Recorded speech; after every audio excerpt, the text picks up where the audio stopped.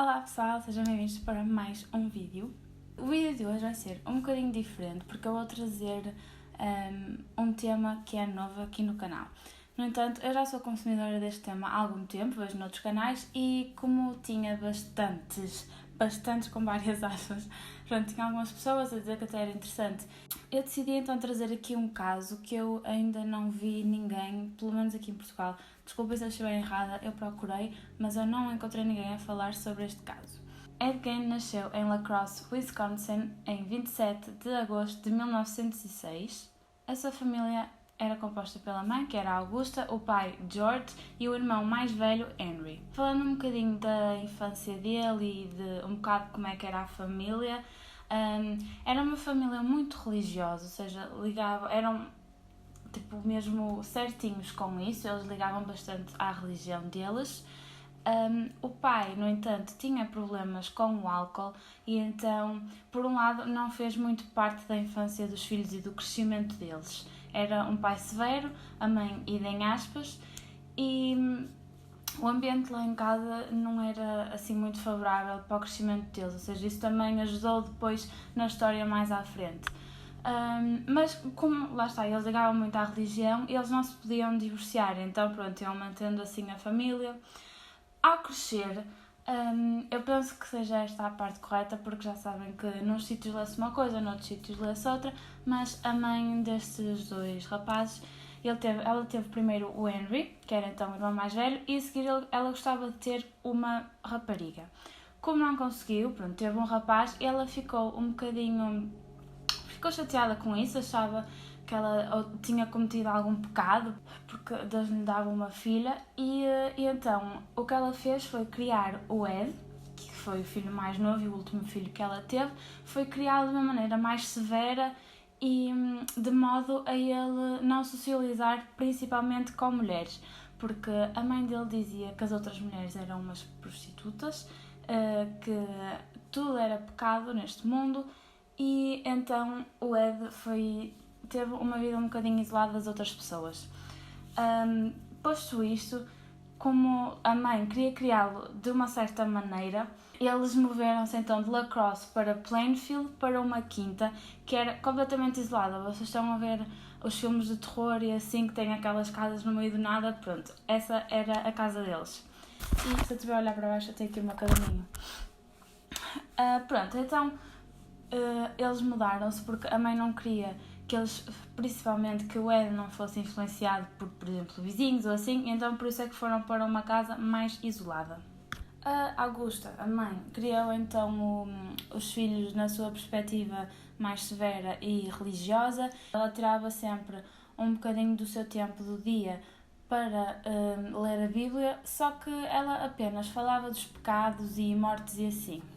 As únicas vezes que o Ed podia sair de casa era para ir para a escola e nem na escola ele podia fazer amizades. Sempre que ele tentava fazer algum amigo novo, estava a mãe em cima dele, tipo, mas é pecado, isto e aquilo, e as pessoas vão tentar fazer-te a cabeça e mudar-te de ideias e não sei o quê, pronto.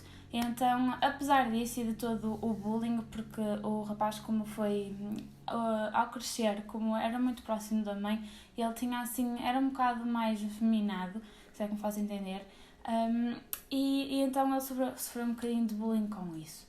Pronto, no entanto, ele até era bom aluno. Entretanto, em 1940, o pai dele morreu devido aos problemas de álcool e assim. O pai morreu com 66 anos e neste momento tinha o Ed 34 anos. E 4 anos após o falecimento do pai, pronto, agora eram só os três em casa, a mãe, o Ed e o Henry, eles foram fazendo, como o pai já não estava, só tinha a mãe a receber dinheiro, eles foram fazendo vários trabalhos ali pela quinta, a ajudar vizinhos. O Ed até se dava muito bem com crianças e então fez também de babysitter, fez alguns trabalhos, até que um dia eles estavam a queimar tipo umas vegetações lá na quinta deles e ocorreu um grande incêndio. Neste incêndio foi onde encontraram o Henry morto. A polícia chegou lá, alguém chamou a polícia, chegaram lá, o Ed disse que não sabia de onde é que estava o irmão, porque estava tão aflito que não sabia dele.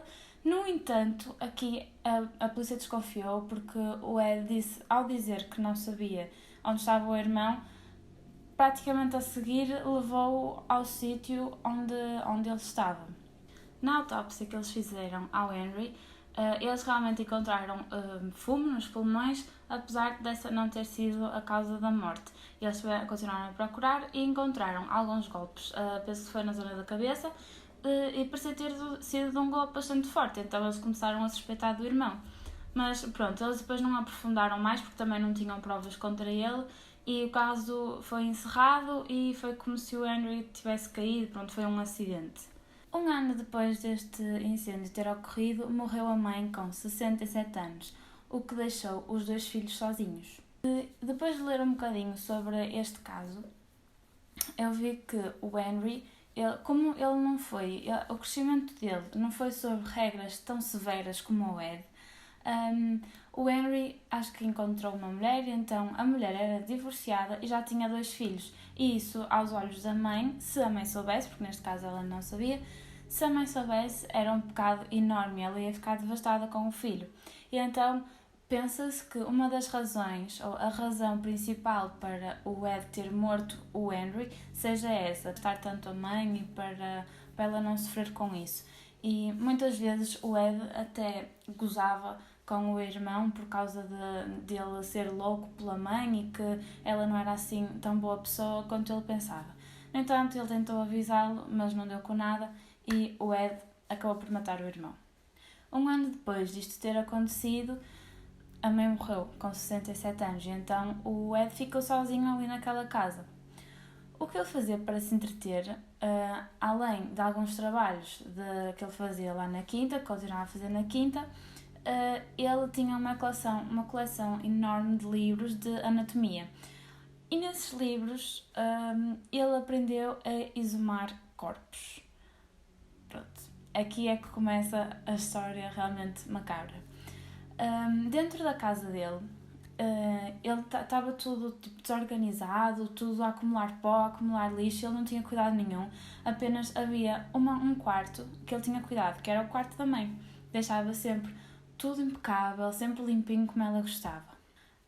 Então, a história macabra de Ed Gein começou com um amigo dele, o único amigo dele, aliás, o Gus, em que eles começaram os dois a fazer visitas noturnas aos cemitérios. E isto porquê?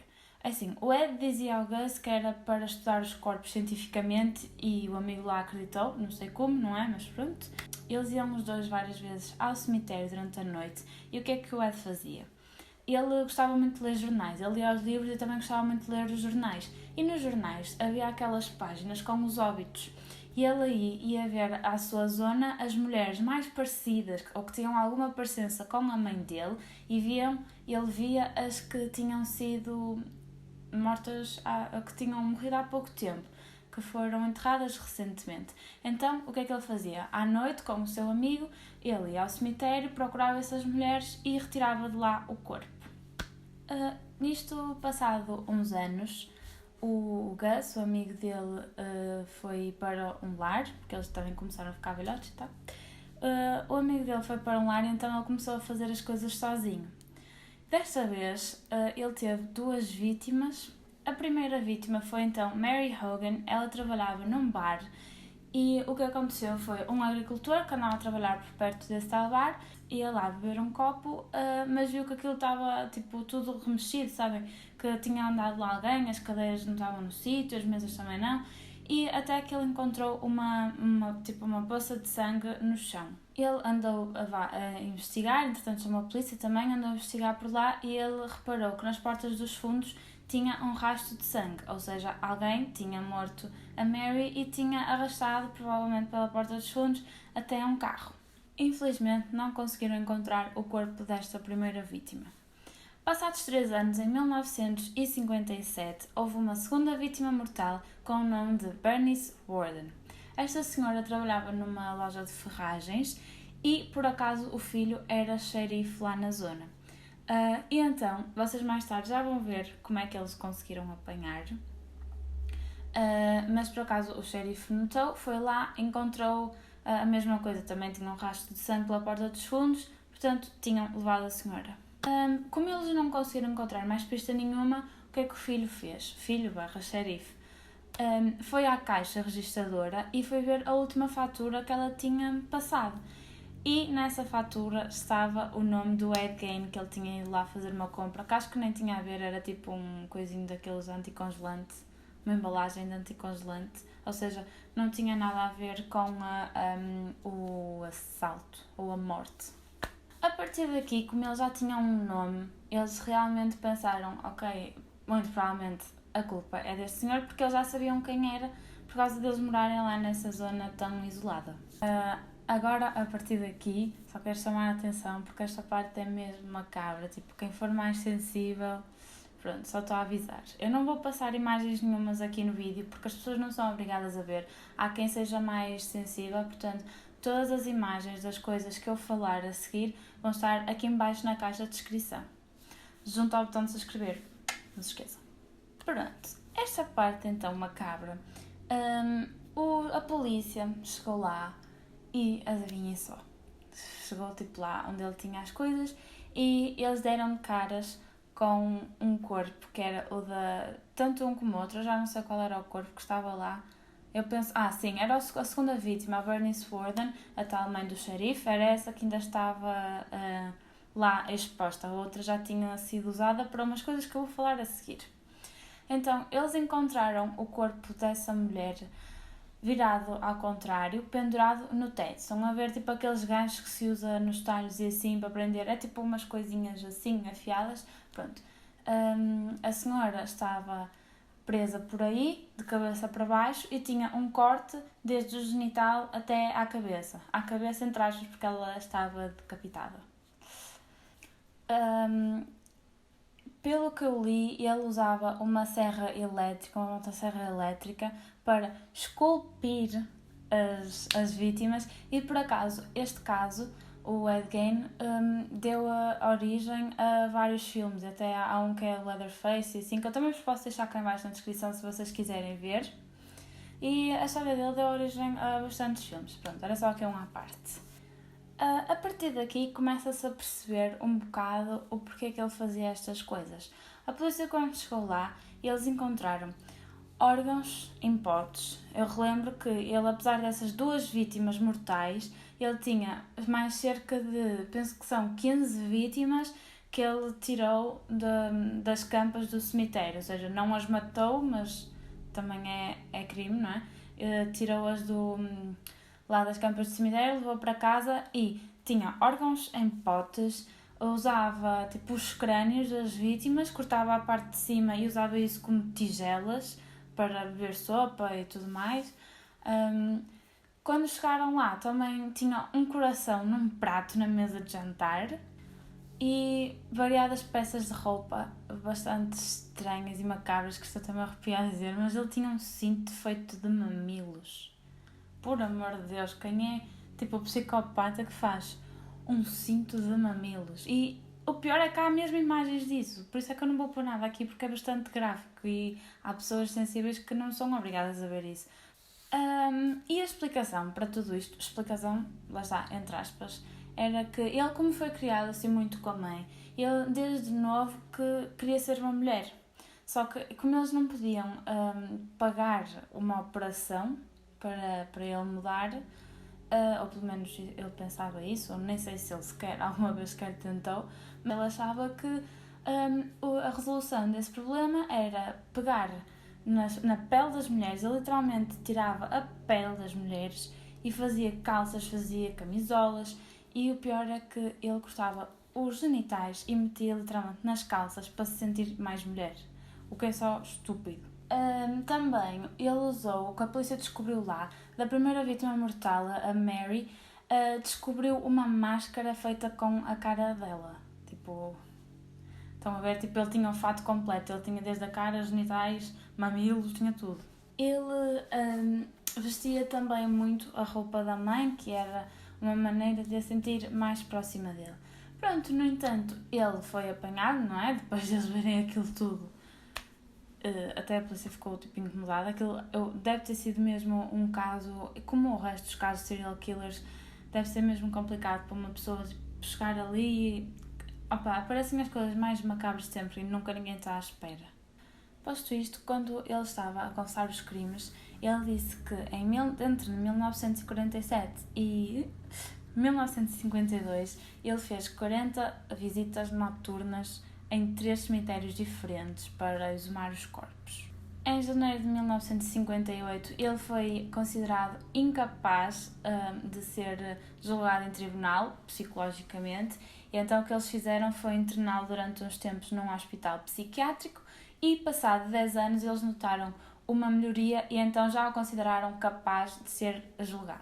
Então ele acabou por ser o culpado da morte destas 2 vítimas. Foi apenas destas 2 vítimas, eles depois não disseram mais nada em relação às outras, mas em 1974 chegou ao tribunal um pedido para ele sair. Obviamente que o tribunal teve bom senso e disse que não, porque ele era uma ameaça para o resto da sociedade, né? E era uma pessoa muito perigosa que não podia andar à solta. Entretanto, dia 26 de janeiro de 1984, ele acabou por morrer com cancro. Conclusão sobre este caso. Deu muitos bons filmes e digo-vos, eu sou consumidora de filmes de terror e a maior parte que eu via era de espíritos, estão a ver, e o Exorcista e assim, eu tinha muito medo disso. Mas desde que comecei a ouvir este tipo de histórias de serial killers, que realmente são coisas verdadeiras, eu tenho medo, é que me aparece um gajo em casa e eu pronto, já foste. Portanto, se vocês tiverem alguma curiosidade sobre este caso, ou então quiserem ver outros nomes, outras histórias de outros serial killers, é só deixar aqui em baixo nos comentários o nome que vocês querem ver. Deem-me ideias, por favor, para vídeos que vocês gostavam de ver aqui. Se tiverem curiosidade em saber mais alguma história e se quiserem que eu continue a fazer este tipo de vídeos sobre true crime, basta dizerem-me aqui em baixo na caixa de comentários que eu posso trazer mais vezes este tipo de vídeos, porque eu também gosto muito de gravar. Não se esqueçam de seguir nas redes sociais, subscrever, toda essa treta que vocês já sabem. E até ao próximo vídeo.